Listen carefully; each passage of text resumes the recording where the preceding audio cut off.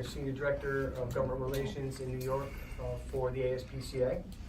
On behalf of my organization, I'm thrilled to join our trusted partners in government, in arts and entertainment, and in animal welfare to promote and urge the passage of state legislation that would finally prohibit the sale of dogs, cats, and rabbits in New York State.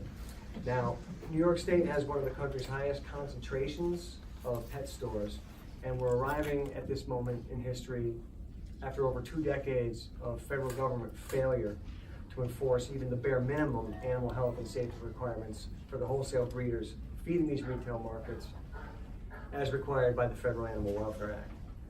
This measure also comes after years of well-intended laws enacted by the state legislature and local governments to weed out bad breeders, provide responsible oversight of pet sellers, and protect consumers, only to have the pet industry ignore, subvert, and otherwise work around these efforts.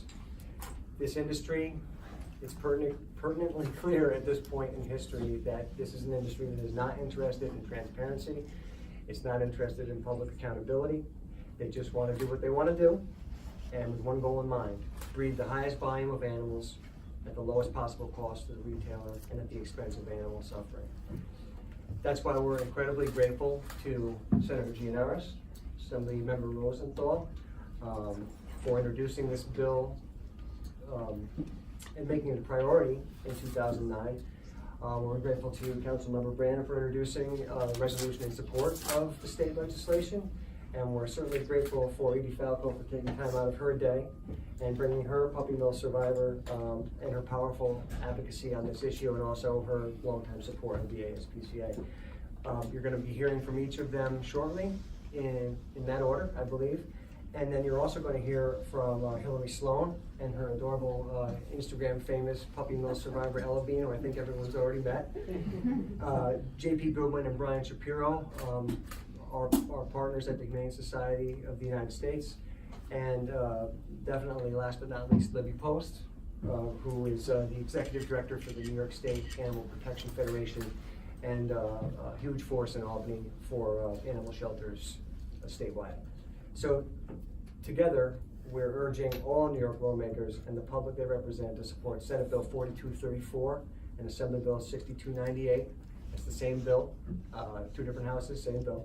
And in doing so, we're protecting animals and consumers from this industry that's built, plain and simple, on maximizing profits and animal suffering. So with that, our first speaker is turn it over to Senator Gianaris. Senator.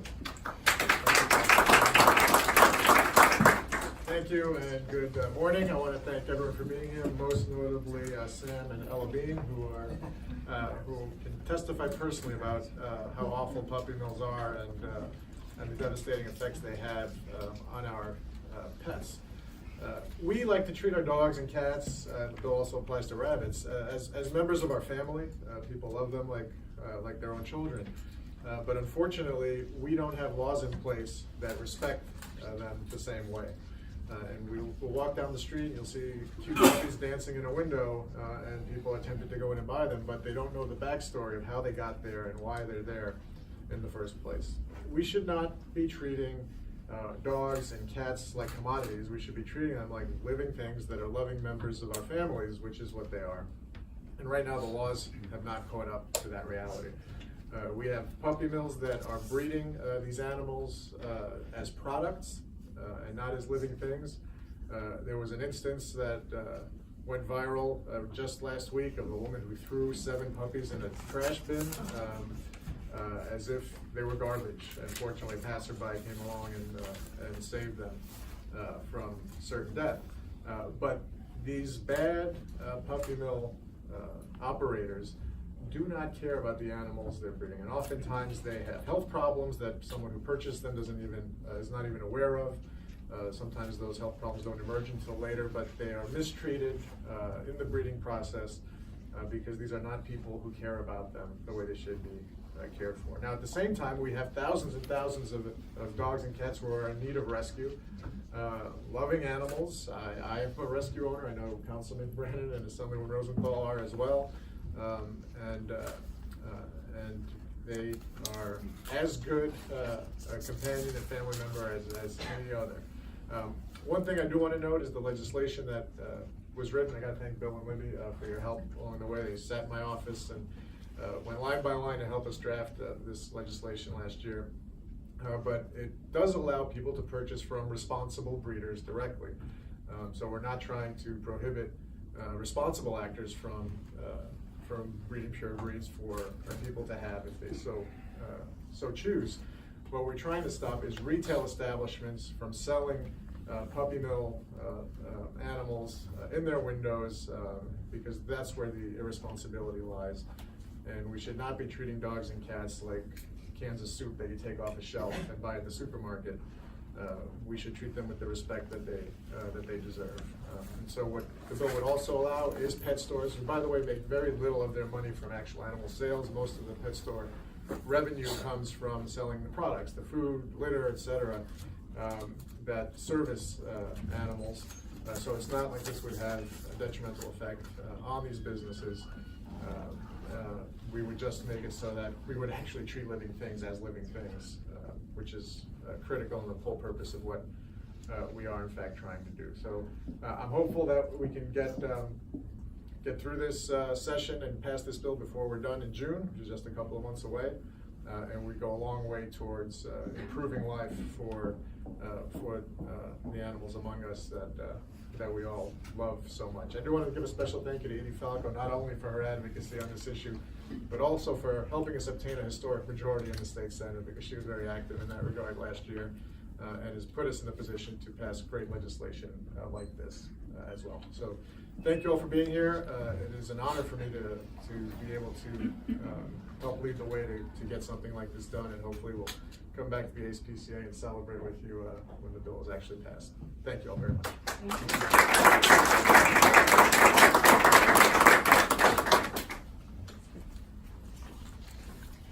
Good morning, everyone. I'm Assembly Member Linda Rosenthal. I represent the Upper West Side and parts of Hell's Kitchen in Manhattan. I want to start by thanking my partner in the state Senate, Deputy Leader Mike Gianaris, for taking up this issue with his characteristic vim and vigor.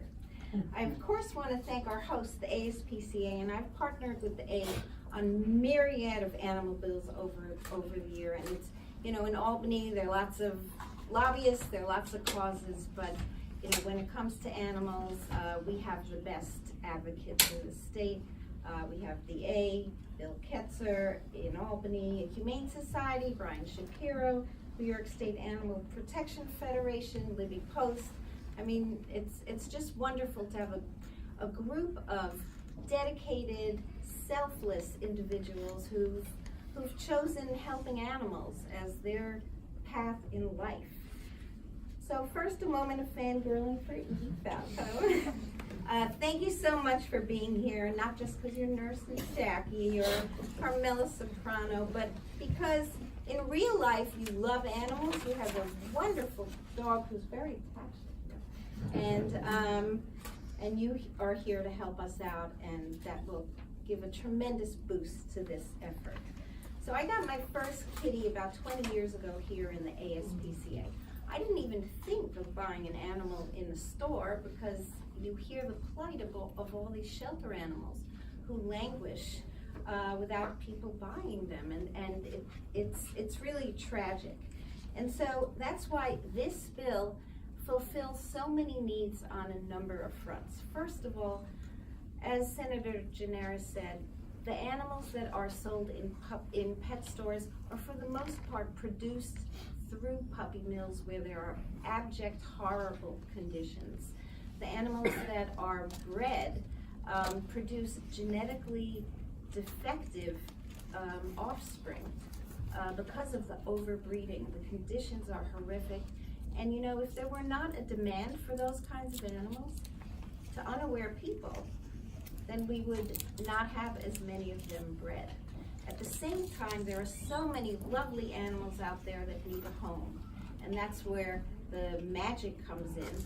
We let them come to pet stores where rescues and shelters can offer and feature the animals. People then can get those animals without paying thousands of dollars for animals that really are sick and will need thousands of dollars in veterinarian bills and often don't survive at the end of the day. And so if we can connect hundreds of innocent, loving animals who truly become part of one's family and try to end the puppy mill to pet store pipeline, I think we'll have done a major good deed for humans, for animals, and just for society in general. And that's why I'm so proud to be part of this effort. I almost might adopt a cat that I just met today to add to my other two. Because when you see a lovely, loving pet, it's hard to resist.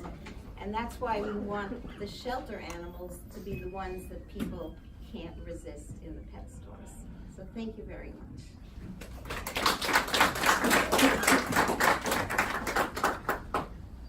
Thank you so much. My name is Councilman Justin Brennan. I represent Southern Brooklyn. This is pretty surreal for me. I was sort of like one of those 1950s comic books. I was a teenage animal rights activist. This is really where I came from. Before I even got involved in politics, I was an animal rights advocate. So this is something that advocates have been calling for a very, very long time.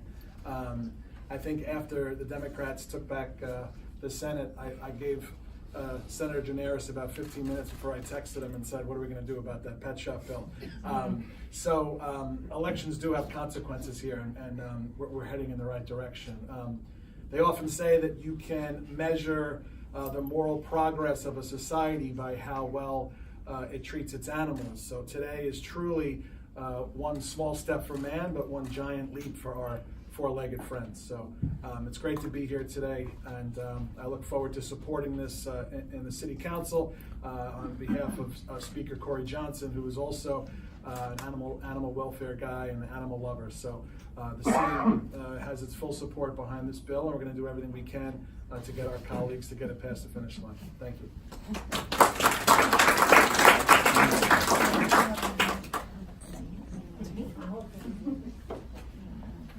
Hi everybody, I'm Edie Falco. I am a lifelong New Yorker. I am a longtime animal lover, advocate. I've always had pets. I've always had dogs and cats, but now I have two dogs. This is Sammy. Sammy has been a part of my life, I think 8 or 9 years now.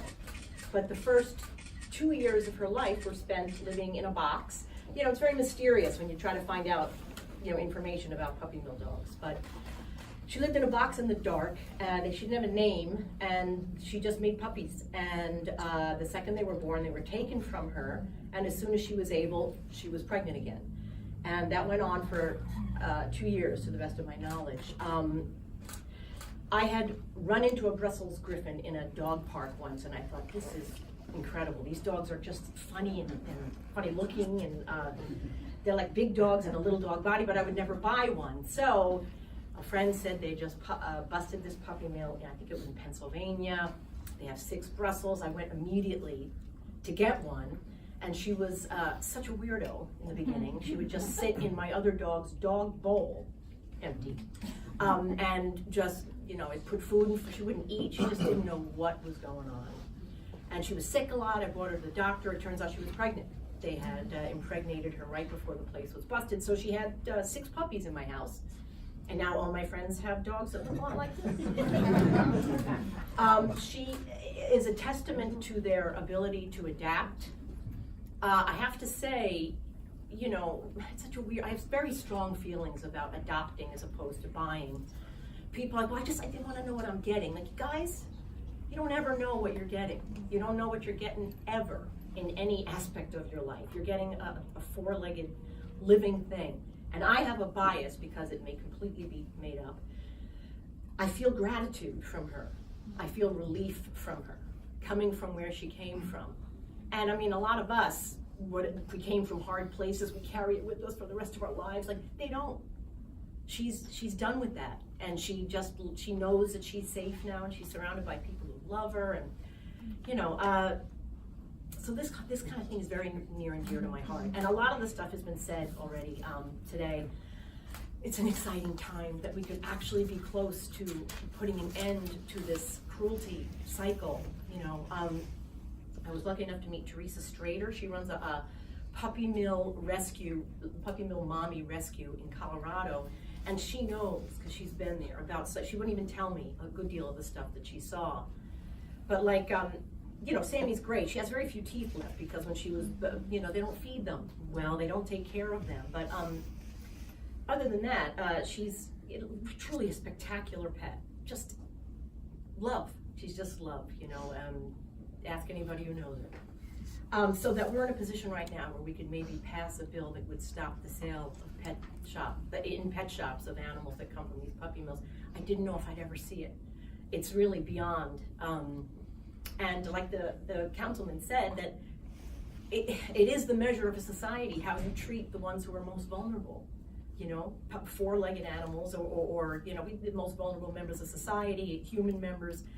And we're in a funny place now, you know, in the world even. And the idea that this might happen, I think, is a step towards healing everything and everyone. I genuinely feel that most largely. It's about animals. I love animals. I've had very deep emotional connections to them, but it's about healing, you know, this rift we have between those who have and those who don't. And like people have said, by adopting a shelter pet, you're not only saving their life, and we'll find out in time, you're saving your own, and you're making room for another animal who needs help, who will eventually find their forever home. It's just a cycle of goodness as opposed to what's happening now. So, it's very important to support this legislation. It's something I care about deeply, from the bottom of my heart. You know, you'll see changes happen all over, like I am in the city now. Like I see pet stores are starting to close. It's almost like people are starting to start to understand the importance behind a move like this. So I am thrilled to be here today on behalf of this legislation, and any chance I get to talk about animal welfare. It's self-serving. It makes me happy. It makes me feel like, you know, I'm raising 2 kids and that we're moving in a sane, healthy direction towards a world that is kinder and safer, makes everybody feel a little bit safer. So, if you love dogs like I do, please support this legislation. And again, I'm thrilled to be here today. Thank you.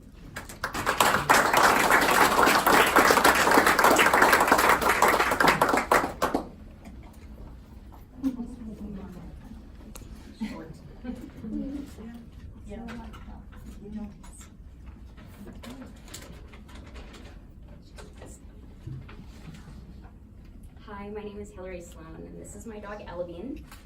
I am so honored to be here today at the ASPCA to talk about something that I am incredibly passionate about, bringing an end to puppy mill cruelty. Rescuing Ella opened my eyes to the horrors of the pet breeding industry. I found her at a South Florida shelter after she'd been pulled out of a puppy mill. She was underweight, she was sick. She was completely unsocialized, she was terrified of me, terrified of everything, and much like your dog, she spent a good part of the first few weeks with me sitting in a corner staring at the wall. I knew all of this when I found her. I knew it was going to be hard, but I knew that she was meant to be my dog. What I didn't know at the time was that there's a multi-million-dollar pet industry behind my sickly dog. As I became more informed about that, I became extremely passionate about telling this story. And social media happened, and Ella's platform grew to over 120,000. So we continue to share that story with all of our followers. We encourage everyone to tell their family and friends the truth about pet stores. Our second rescue, and we have 3, was actually purchased at a New York City pet store that's still operating and still selling puppies. She ended up having to be rehomed because she had extremely, extremely high medical costs associated with congenital issues. And that's very typical of dogs that come from puppy mills. We actually worked closely with John and the Humane Society of the United States, and Coconut came with some papers. We were able to look through those papers, and we found out that Coconut actually came from what's called the Horrible 100, and that's the HSUS list of the worst perpetrators of abuse and neglect in this industry. Most consumers still don't know when they buy that cute puppy, they're actually funding an industry that denies the breeder dogs clean water, basic care, affection, You can see Ella has no teeth also. But the conditions that the puppies that are sold come from and the disregard for responsible breeding means that consumers are buying dogs with lifelong hereditary issues. As long as the pet stores continue to sell these animals, the breeder animals are behind the scenes suffering. Puppies for sale always means that those parent dogs are in jail. They are being bred cycle after cycle. They're neglected. They're in tiny cages. The conditions are unsanitary. We have a chance to make a real difference for animals who can't speak for themselves. Ella changed my life. To say anything else would be a total understatement. She opened my eyes to the horrors of puppy mills, but she also gave me hope. She taught me about healing. She taught me about trust. And I am really, really hopeful that other dogs that are suffering in puppy mills right now will one day get the chance to experience the love of a family or the comfort of a warm bed. And this legislation brings us one step closer to making that dream a reality. I'm hoping that everyone here and everyone who can vote will join us in ending the sale of puppy mill dogs in pet stores across New York. Thank you.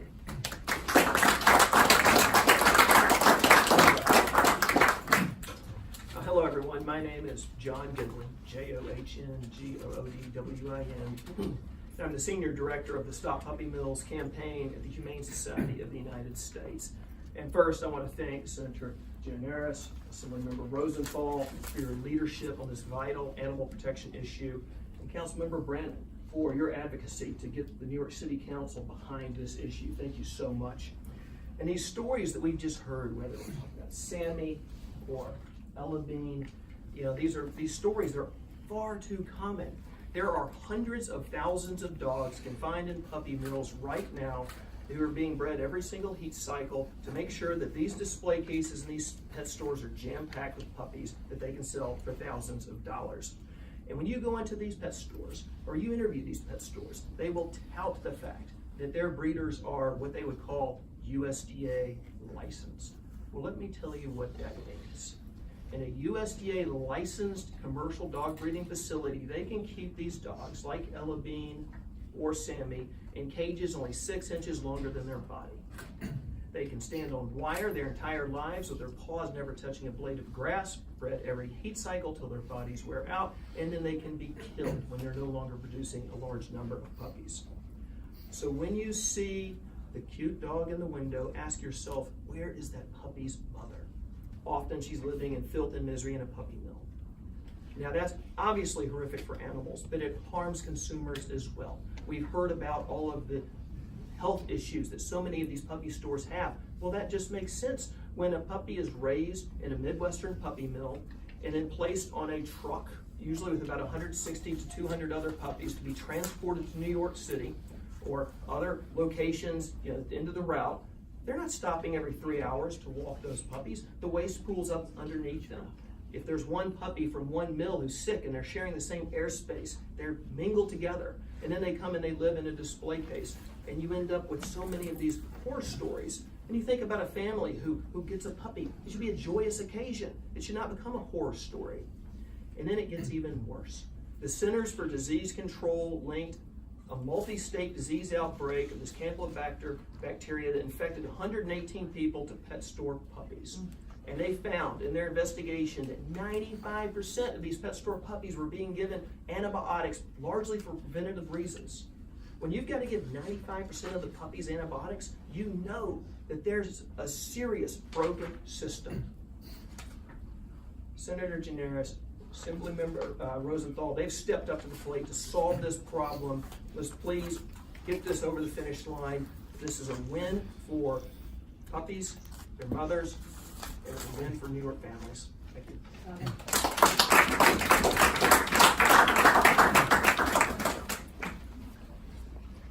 Hi there.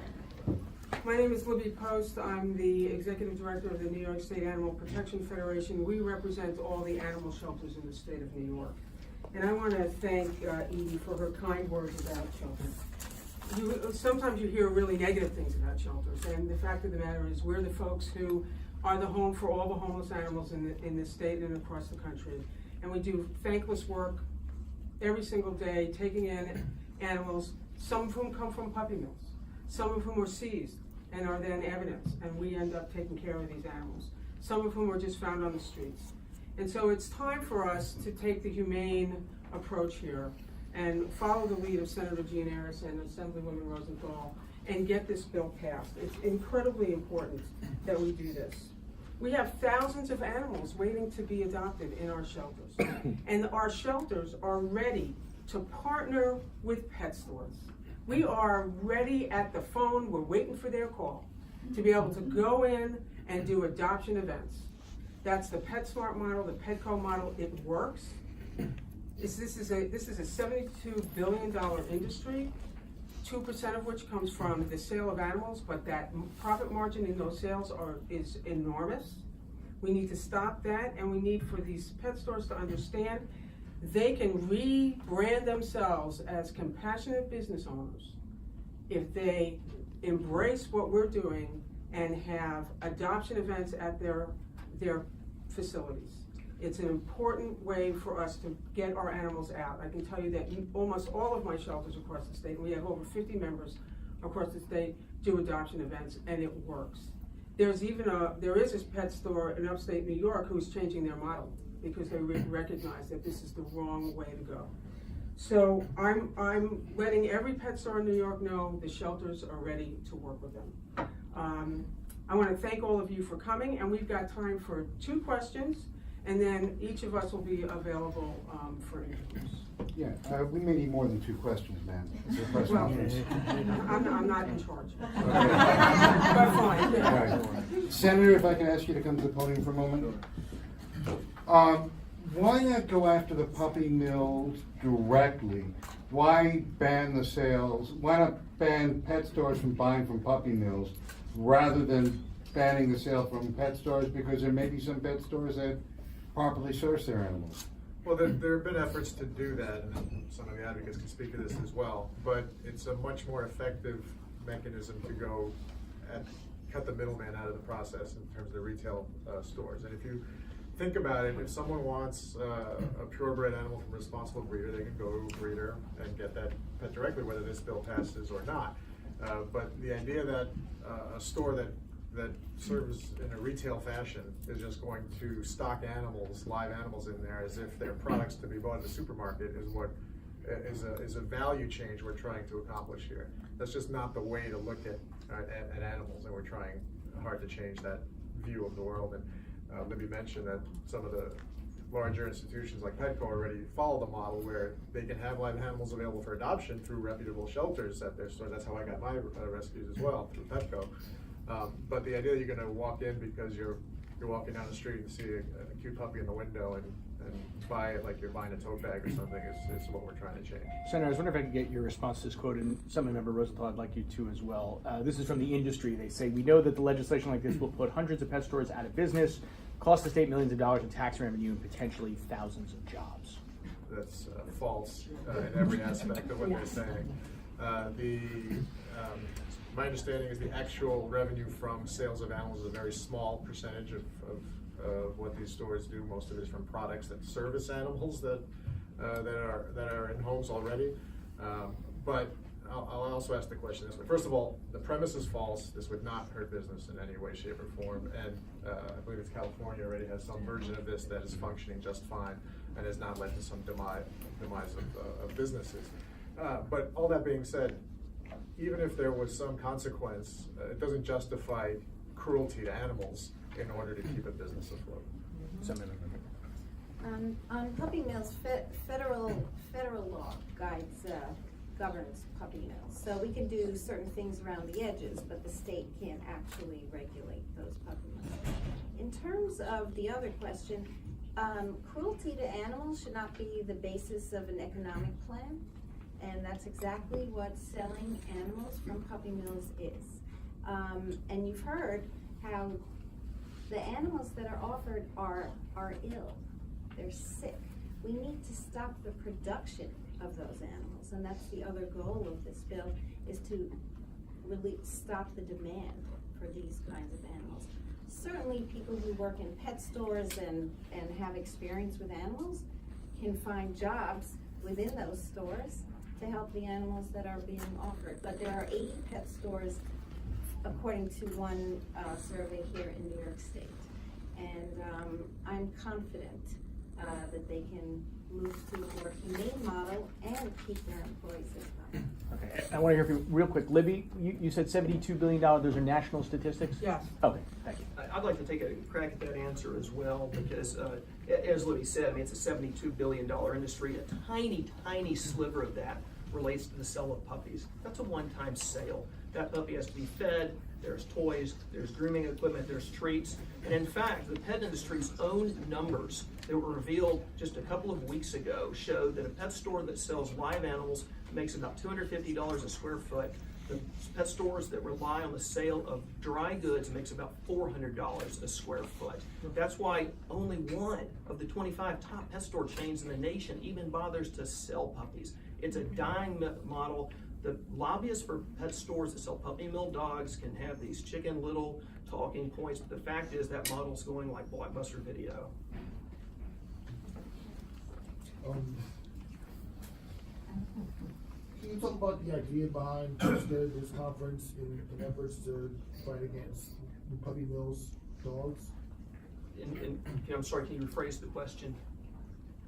Can you talk about the idea behind putting together this conference To fight. to fight against puppy mill dogs in pet stores? Yeah, do you want me to take that real Sure, quick? sure. The general idea behind it is the legislature's coming off a 2-week break. Oh, you could, Oh, I'm sorry. The state legislature's coming off a 2-week break. They're in the home stretch. They're gonna reconvene on Monday the 29th, and then they go through mid-June. And we're ready to fire this thing up. You know, we're ready to push this issue forward with the support of the Assembly member and the Senator. And have you guys figured out penalties yet if these people don't follow, if the legislation does pass, what are the penalties? Yeah, so the legislation amends current law, and so there's a current Article 26, I'm cursed with this knowledge, Article 26A of the Agricultural Law, up to $1,000 per violation, but that's up to, it starts at 0 and moves, there's flexibility. How much, I'm sorry, how much per violation? Anywhere from 0 to 100, up to, I'm sorry, 0 to 1,000. 1,000. So this goes through codes?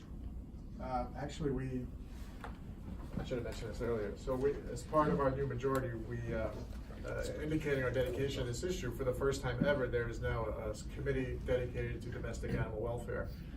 And the chairperson is Monica Martinez, who herself has 5 rescue animals, and dogs and cats both. And so it is moving through that committee. I'm meeting with Senator Martinez Monday morning to talk specifically about this bill. And does this cover online sales as well? Because I know a pet store is obviously brick and mortar, but online, is you going to tackle that later, or how does that work? No, I'm not even sure if the state can regulate the online sales, because Okay. it comes from other states.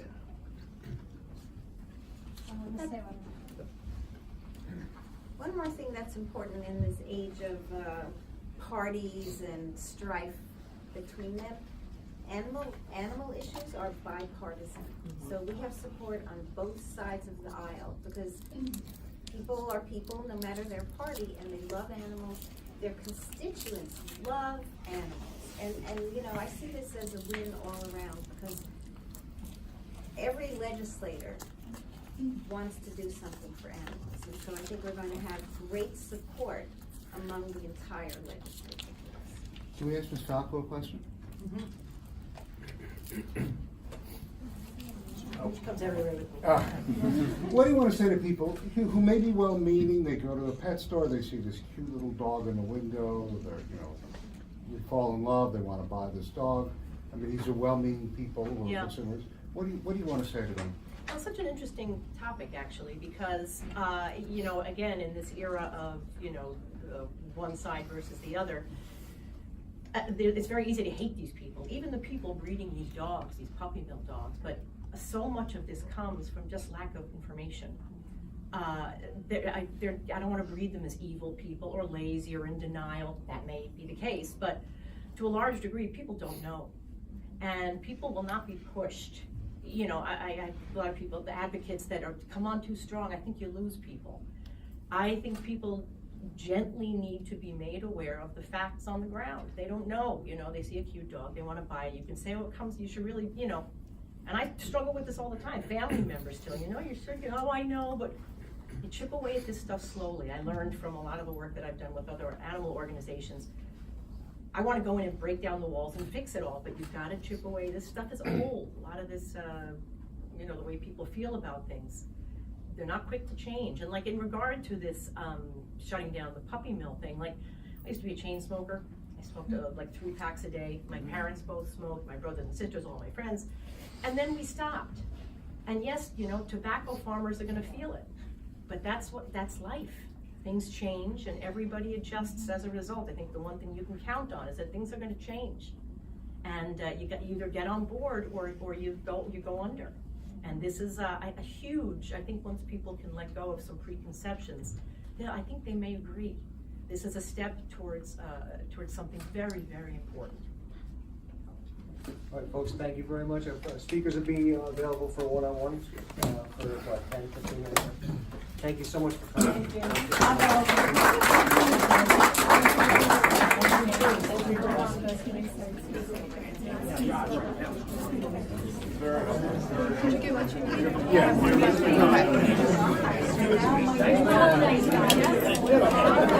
I've been talking about